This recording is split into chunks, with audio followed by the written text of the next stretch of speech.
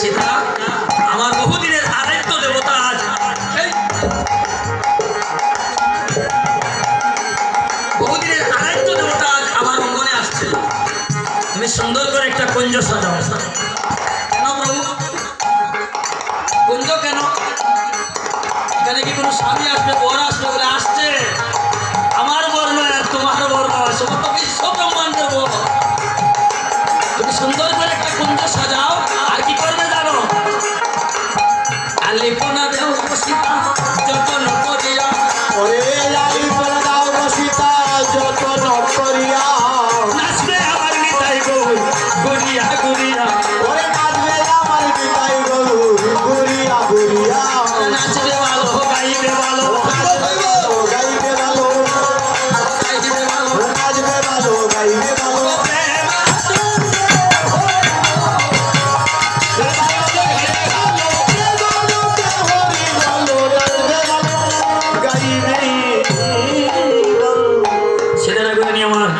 সুন্দর করে কুঞ্জ তৈরি করলেন। আলপনা দিলেন, যাত্রা পাঠে তাই গৌর নৃত্য করে।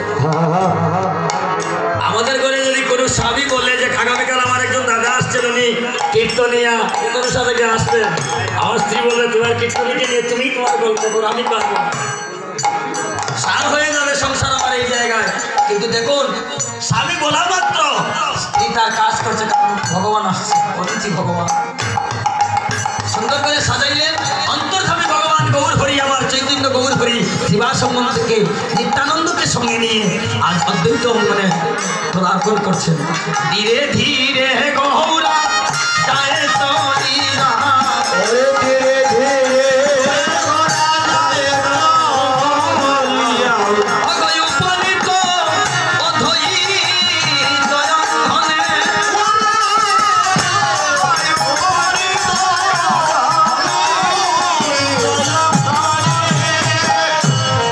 একদিন বহু হাসি অদ্বৈত মন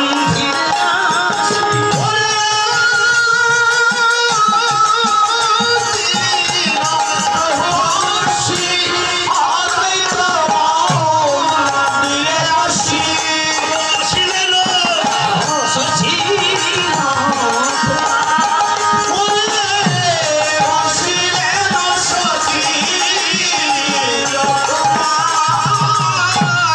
নিত্যানন্দ আমার অদ্বৈত ছিলেন রঙ্গে, হরে নিত্যানন্দ পরিশ্বর অদ্বৈত শিলার মহোৎসবের হরিলা বিচ্ছা, অতি সুবাহ রে মহোৎসবে করিলাম বিচার করে বিচার করে বিচার করে বিচার করে আজ তিন প্রভু বিচার করে, প্রভু বিচার করে ভগবতী অদ্বৈত মন্দিরে তিন প্রভু বিচার করে,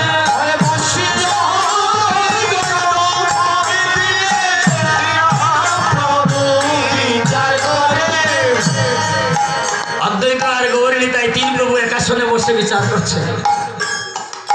অদ্বৈত বলছেন প্রভু আমার বহুদিনের বড় স্বাদ ছিল, আজকে যখন কৃপা করে আপনি আসলেন আমার মনের কথাটা বলি। বলো অদ্বৈত তুমি কি চাও? চেয়ে দেখো প্রভু, গৌর কলিতে কলির জীব নিমজ্জিত, কেউ কারো কথা শুনছে না, দলে দলে ধর্ম বিনষ্ট হচ্ছে, একটা উপায় করো প্রভু। হরিনামের বিচার করছেন, কি করে হরিনাম, কি করে কি করলে কলি জীবের মুক্তি হবে? নিত্যানন্দ আর অদ্বৈত ভববিষ্ণু বৈষ্ণব কবি পরমেশ্বর দাস দর্শন করছেন। আজকে কি হচ্ছে দেখলেন, তিন প্রভু একাশনে বসে তারা জীব উদ্ধারের উপায় করছে। যেমন আজ আনন্দের সীমানায় আজ তিন প্রভু একটাই, নিশ্চয়ই কোনো শুভ সংবাদ আসছে আমাদের। এমন কোনো শুভ সংবাদ আগমন করছে, যার জন্য আমাদের মুক্তি হবে। আনন্দ করছেন তারা তিন প্রভু মিলে। এমন সময় অদ্বৈতের স্ত্রী সীতা ঠাকুরানী রন্ধনশালায় রন্ধন করছেন। কথাটা খুব নিয়ে যাবেন মায়েদের। এইভাবে রন্ধন করছেন খুব সুন্দর করে ঘুমটা দিয়ে। তা রন্ধনশালায় বাসন নাই বা বাসন নাই, তাহলে ঘুমটা কেন? আমাদের মায়েরা ঘুমটা দিয়ে মামা শ্বশুরকে দেখলে আর বাসনকে দেখলে, তাহলে রন্ধনশালায় তো কোনো বাসনও নাই, মামা শ্বশুরও নাই। কেন দিলেন? যে স্বামীকে ছত্র হিসাবে মস্তকে বসাইলেন, যেন কর পুরুষ নিজের খেস দর্শন না করে করলে স্বামীর অমঙ্গল হয়। আর একটা কর্ণ বাইরের দিকে রাখলেন, তারা কিসের আলোচনা করছে? ভক্ত মিলে লাখে লাখে ভক্তি মিলে করে,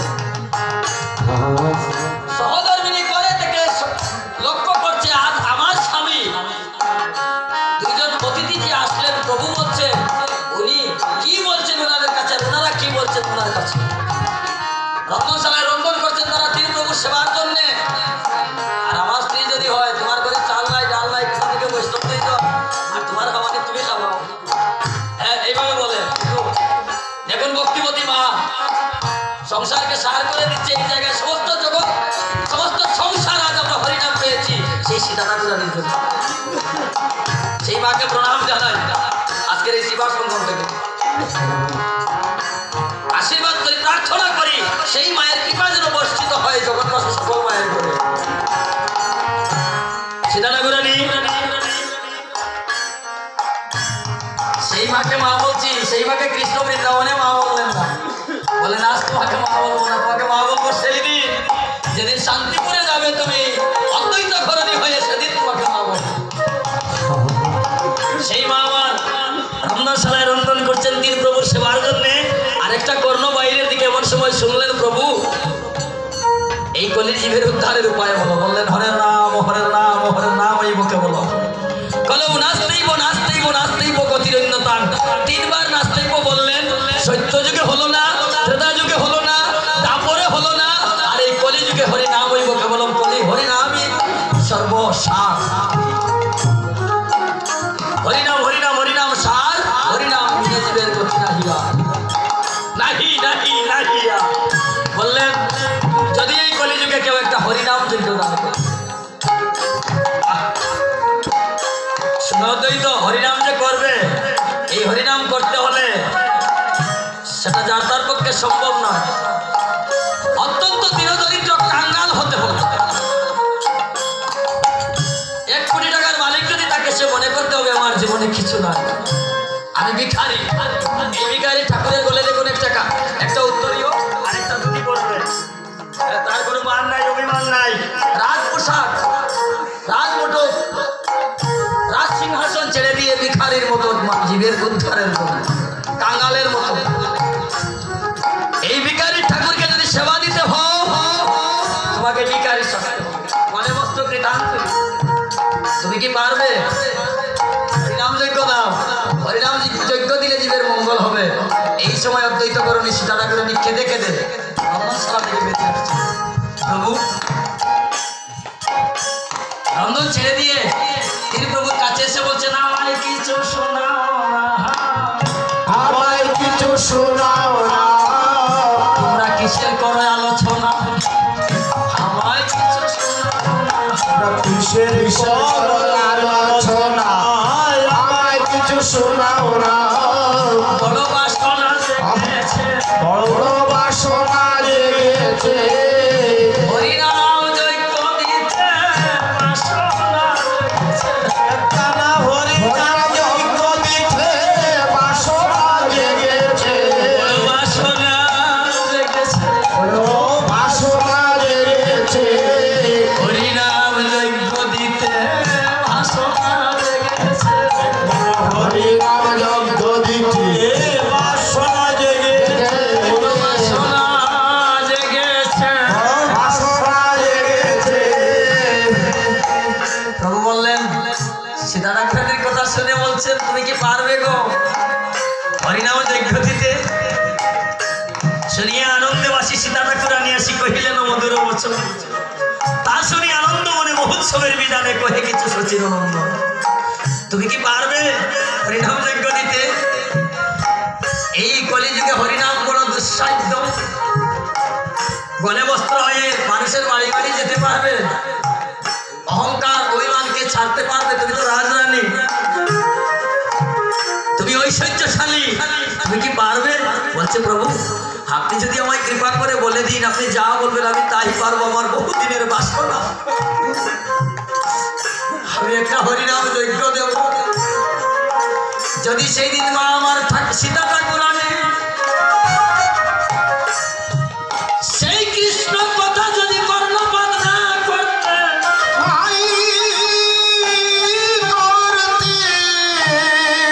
আর এইভাবে যদি তীর্থপুর সান্নিধ্যে এসে করো জুড়ে না বলতে, তাহলে মহাপ্রভু কর্তৃক এই সিদ্ধান্তটা কার কাছে যাইতো?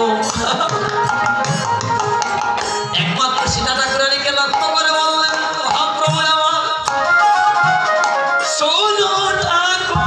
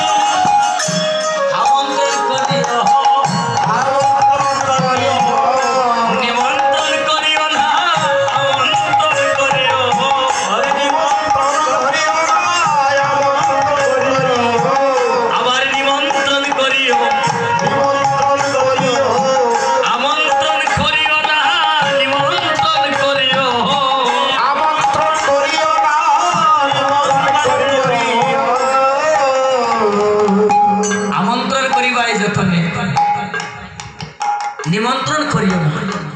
কেন আমন্ত্রণ আর নিমন্ত্রণ? বলে বৈষ্ণবগণকে আমন্ত্রণ করবে, তার আঙ্গিনায় গিয়ে 5টি পান 5টি সুপারি দিয়ে গলে বস্ত্র হয়ে, আর আত্মীয় স্বজন পাড়া প্রতিবেশীকে গিয়ে নিমন্ত্রণ করবে, সেখানে পান নিমন্ত্রণের প্রয়োজন নাই। আমন্ত্রণের জায়গায় আমন্ত্রণ, আর নিমন্ত্রণের জায়গায় নিমন্ত্রণ। এখন দেখা যায় সাধুগুরু বৈষ্ণবকে আমরা যেভাবে হোক সংযোগ করে নিলাম, আর শ্বশুর বাড়ি মামার বাড়ি পিসির বাড়ি না গেলেই তো না হয়, যদি মামার ঘরের বাড়ি না আসে। কথাটা অন্যদিকে নিবেন না, মহাপ্রভুর সিদ্ধান্ত অনুযায়ী যা করার কথা সেটাই করবে। হ্যাঁ বলছেন আমন্ত্রণ করিও নিমন্ত্রণ করিও না, আবার নিমন্ত্রণ করিও আমন্ত্রণ করিও না। প্রভু আমি তো বৈষ্ণব চিনিতে নাই রে দেবেরও শপথি, আমি কি চিনিতে পারি দুষ্ট অল্পমতি। কৃপা করে বলে দাও প্রভু আমি বৈষ্ণব কি করে চিনব? সবাই তো বৈষ্ণব। বৈষ্ণবের সংজ্ঞা বললেন, যে বাজায় যে বাজায় আমন্ত্রণ করো, যে বাজায় যে বাজায় আমন্ত্রণ করো, যে বাজায় যে বাজায় আমন্ত্রণ করো, যে বাজায় যে বাজায় আমন্ত্রণ করো, পৃথক পৃথক জনে জনে, পৃথক পৃথক জনে জনে, পৃথক পৃথক জনে জনে,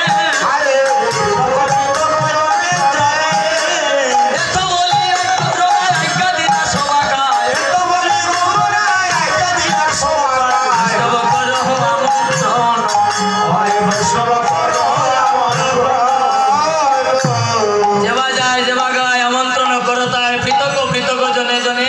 বাবা ছেলে দুইজন যদি গায়ক বাদক হয়, বাবার নিমন্ত্রণ বাবার কাছে, আর পুত্রের নিমন্ত্রণ পুত্রের কাছে, আলাদা আলাদা করে দিতে হবে, পৃথক পৃথক জনে জনে।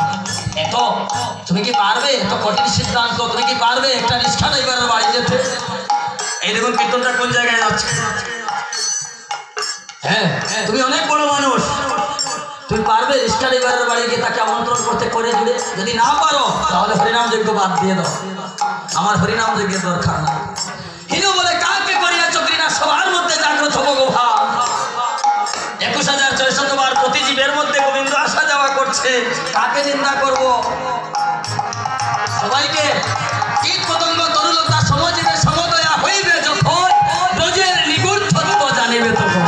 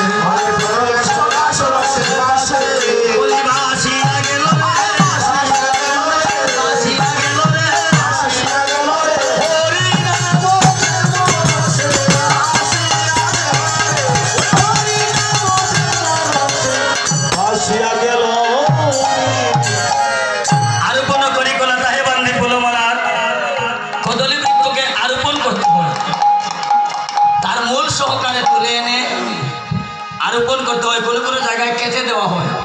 কেটে দিলে তার প্রাণ থাকে না বলে সে মঙ্গল দান করতে পারে না। এটা মঙ্গলের চিহ্ন। কুন্দলতা কুন্দলতা নামে এক ভক্ত ছিলেন, ঋষি স্ত্রী, দুর্বাসা মুনির স্ত্রী। উনি ওনার পিতাকে বর দিয়েছিলেন, যে আমার মেয়েকে আঘাত করবে আমি তাকে মেরে ফেলবো। স্বামী ঋষি দুর্বাসা যখন স্তব করেন, ধ্যান করেন, ওনার স্ত্রী বারবার কথা বলে, অগো তোমার ভোজন শেষ হলো, চলে এসো।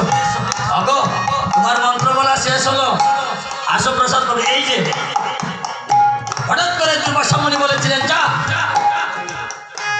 পরজন্মের বৃক্ষ জড়বস্তু হয়ে জন্মগ্রহণ করো, যাতে এইভাবে তুমি আমাকে ভজনে ব্যাঘাত না দিতে পারো। কথা বলা মাত্র স্ত্রী স্বামীর কাছে প্রার্থনা করতে, প্রভু আমার মুক্তির উপায়টা কি? স্বামী যদি কোনো স্ত্রীকে অভিসম্পাদ দেয়, খবর আছে। স্বামী অভিসম্পাদ দেওয়া মাত্র সে বৃক্ষরূপে জন্মগ্রহণ করছে। বললেন তুমি কদলী বৃক্ষ হয়ে জন্ম নিলে, আর যখন সেই বৃক্ষ মহাপ্রভুর সেবায় হরিনাম যজ্ঞের দাঁড়ি হয়ে রবে, সেদিন তুমি উদ্ধার হবে।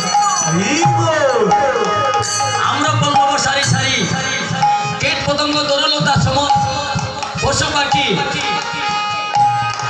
84 লক্ষ জনের মধ্যে কীট পতঙ্গ হয়ে বৃক্ষ তরুলতায় গিয়ে যখন বৃক্ষরূপে আম্র বৃক্ষ হবে, যেদিন হরিনাম যজ্ঞের মালা হয়ে তুমি হরিনাম যজ্ঞের দাঁড়ে থাকবে, সেদিন তোমার আম্র বৃক্ষ থেকে তুমি মুক্তি পেয়ে যাবে।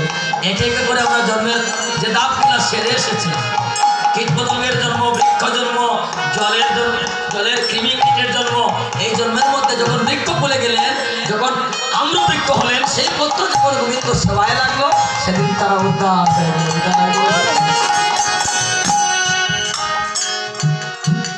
নানা দ্রব্য